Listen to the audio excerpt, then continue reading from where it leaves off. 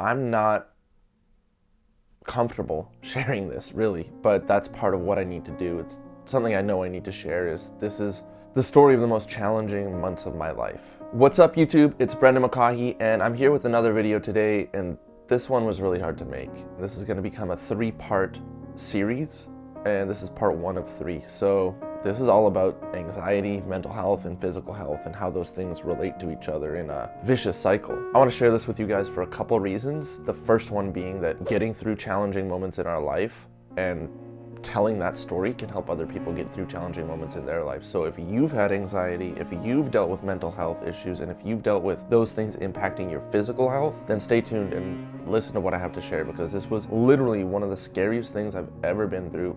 By far, maybe the scariest thing. This was so powerful and so impactful for me. It changed my life forever. It's the reason I'm doing YouTube right now. You know, it is the catalyst for massive action and massive change in my life. So at the end of the day, it ended up being, although it was the hardest several months of my life, it ended up being something good with definite silver linings inside it. I just went months of kind of up and down. I was like, okay, I'm feeling pretty good today. The next day I'd feel kind of some symptoms coming on, and lots of people struggle. I was one of them, and I was trying to keep it all inside. I was trying to tell people when they'd ask like, hey, how are you doing? I'd be like, oh, I'm good. Yeah, no problem. You know, like I would just not share the true authentic nature of what this was doing to me.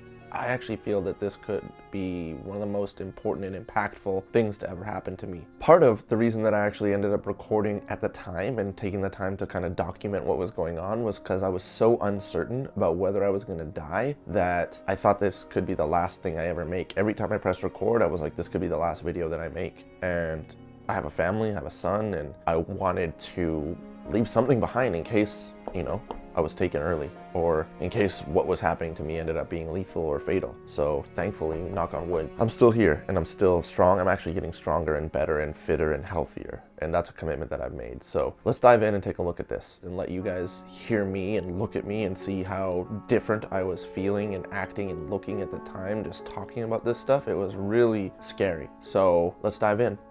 My name is Brendan McCaughey. I'm 32 years old. I thought I was pretty healthy up until about last week, about a week ago. I had what could only be classified as an episode. I had something, I was sitting literally right here in this room, in this very spot, and I stood up and kind of felt like uncomfortable in my chest, and kind of felt like sharpish pain, but like pretty stabby.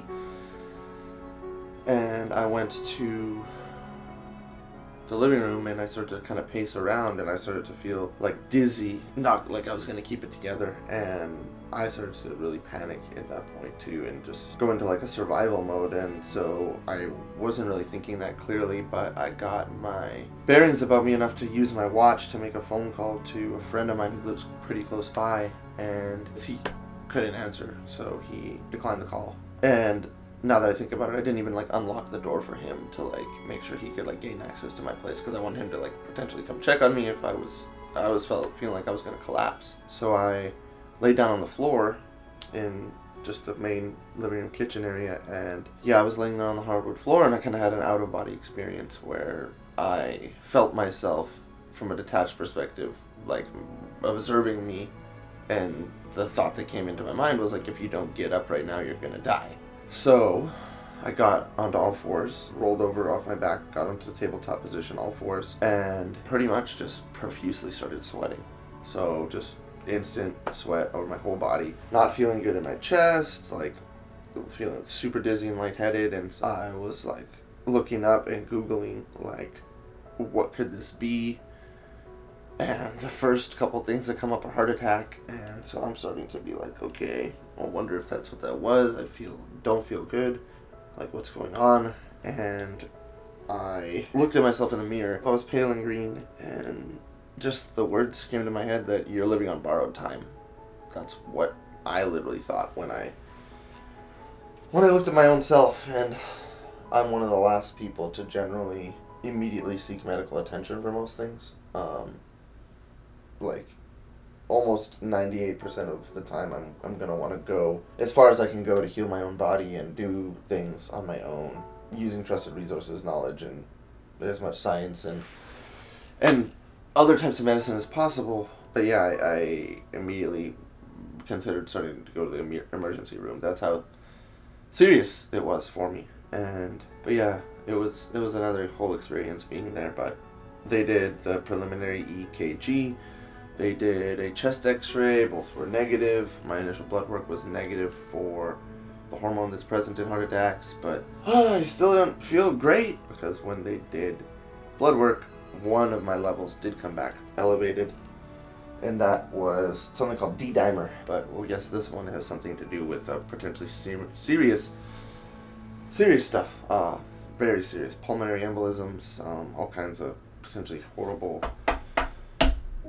stuff. So I did a CT scan, and everything came back negative, which I was really glad about. They said everything, cardiac, lungs, throat, all that stuff was clear, good. But so I don't know, here we are 6 days later and I still don't feel 100%. I don't feel like I could do like a really hard workout, because I still don't know what's going on. And I don't know, I know that's contributing to how I feel, so it's a vicious cycle. I'm really trying to also treat this as a blessing that I got given a warning signal and not just a show's over. Because I know a lot of people don't get that. So this is one of those things that, like, here in a way I'm procrastinating on even dealing with this by documenting it. But I just thought about, what if this was the last thing that I ever made? And this is what I want to do. This meaning working with cameras, cinematography, filmmaking, documenting stuff, using content to inspire and create change. Those are all things that I really want to do, and which makes me grateful that my body gave me the signals now to look into something, because I'm just not even going to say anything other than that.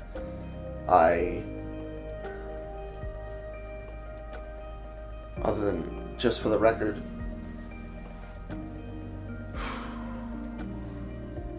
Marissa, I love you.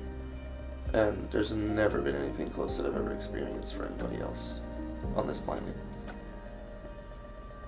I'll be there for you on the other side with the cafecito. And Sebastian, my son, I want to know what is going on with me. I have to find out.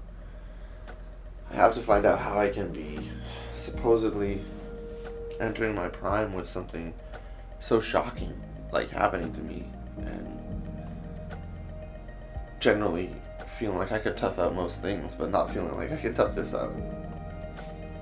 It's just new to me. It's new to experience something where I can't see what's wrong or face it or understand it. I just wanted to start this process and start documenting it, because I might as well. If this is the last thing I ever make, then might as well just take that opportunity, right? So, if you're watching this and I'm no longer here,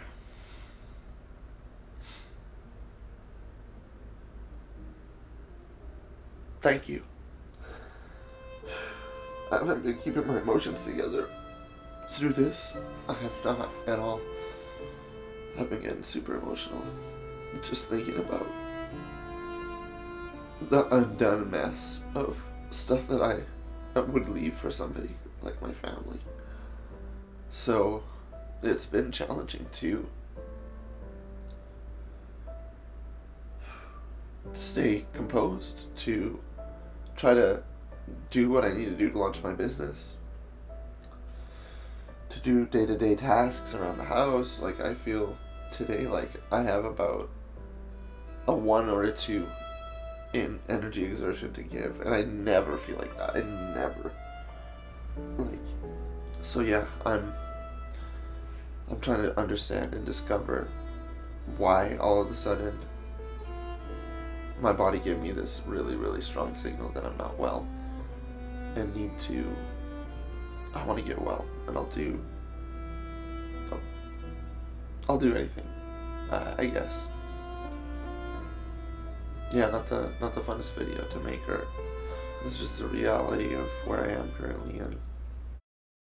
Man, this was one of the weirdest times in my life, one of the most challenging times in my life, and stay tuned for what happens next. I went months with uncertainty. I went months trying to figure out what was wrong, sometimes feeling great, sometimes feeling bad, but what I experienced and going through this level of anxiety changed my outlook, changed my perspective, and changed my life. Stick with me for the other 2 videos I have coming out about this situation, about this scenario that I went through, and the toughest, most challenging part of my life that I've experienced so far, arguably. What I want to share and what I want to do is give the best learning that I got from this, and the best takeaways and the best recommendations and the best lessons that this taught me.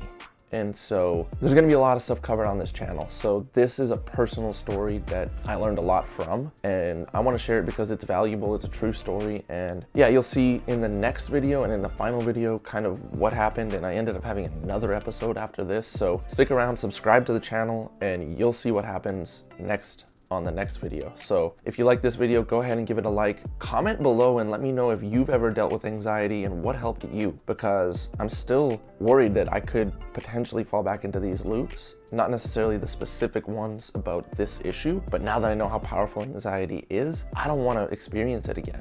So yeah, stick with me and I'll see you in the next video. Oh, and make the most of today, so let's get after it.